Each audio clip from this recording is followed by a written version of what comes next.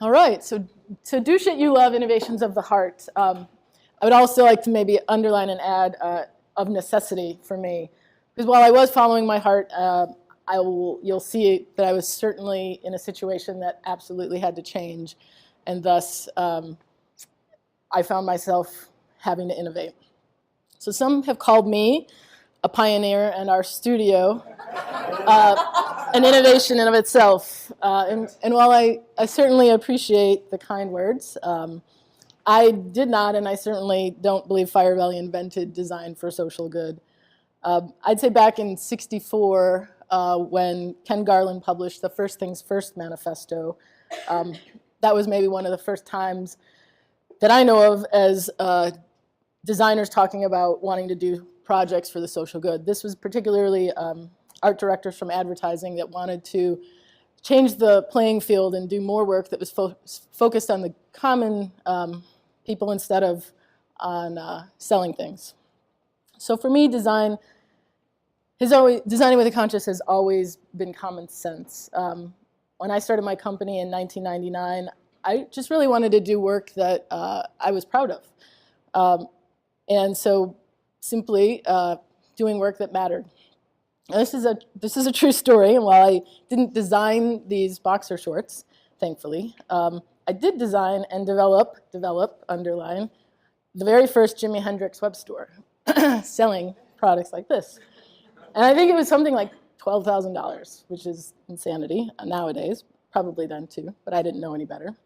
But I was also doing projects like this. I was getting opportunities to work on film festivals and anti-smoking campaigns, and I was having a blast, and much of this work I wasn't getting paid for. And of course, I wasn't really paying attention to my hours, and so the effect on that was certainly not very good. Before I realized that half the work in our studio was pro bono. And I tell you, that is not a sustainable model. And the problem I had was that I really just couldn't say no to a good cause or a fun project. So I had to figure out what to do. I don't know if the developers have the same issue. I don't know if you have an issue where you just can't say no and you're thinking that about code 24/7 and you're salivating over projects. Maybe this is just a sickness that designers have, that we just can't say no to things. But obviously I had to make a change, or I was going to be out of business, and it was going to happen pretty quick. So I had to look out to the world and see who were doing things with nonprofits that actually were impactful and successful, and doing it in a sustainable way. And foundations were certainly a great place to look.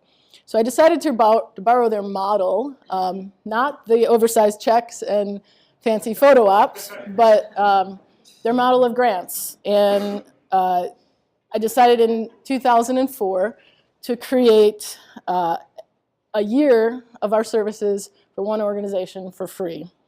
One nonprofit was able to get everything from potentially a new name and identity through all of the components that a rebrand would consist of, as well give them a toolkit and do this in a proper timeline over the course of a year, in which we could really educate them as well as teach them about the value of design.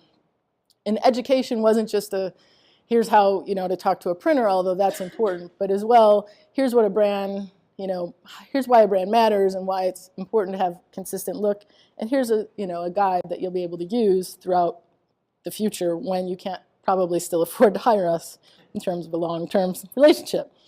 So it also gave us opportunities to do things we wouldn't necessarily be able to do, like build out full typefaces or use technologies that maybe other budgets wouldn't be able to allow for us to explore. It also gave, of course, the nonprofits something really important, which was a lot of money. They saw donations increase, in some cases, 100% within a year's time frame. Volunteers came streaming through the doors that weren't previously interested, and funders certainly took them more seriously too, which obviously is important for them. And with all the success over the years, we had a lot of admirers and a lot of people asking me how I was able to do all of this and what my secret and magic was. So I decided what maybe I should probably do instead of just telling everybody how to do it was get some people involved. These people who were asking me were already collaborators on other projects that we had worked with. So why not tear down everybody's silos and working, in their areas and respective fields, but instead collaborate as a team and work together to really help one nonprofit in an even bigger and more impactful way. So in 2010, the Grant for Good was born, and this is a collective of seven companies working with one organization.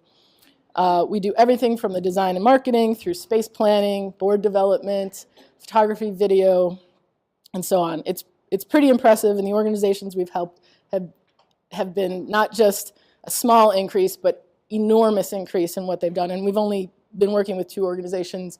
The last 2 are the Grant for Good recipients. All the rest were our grantees for the last 9 years previously.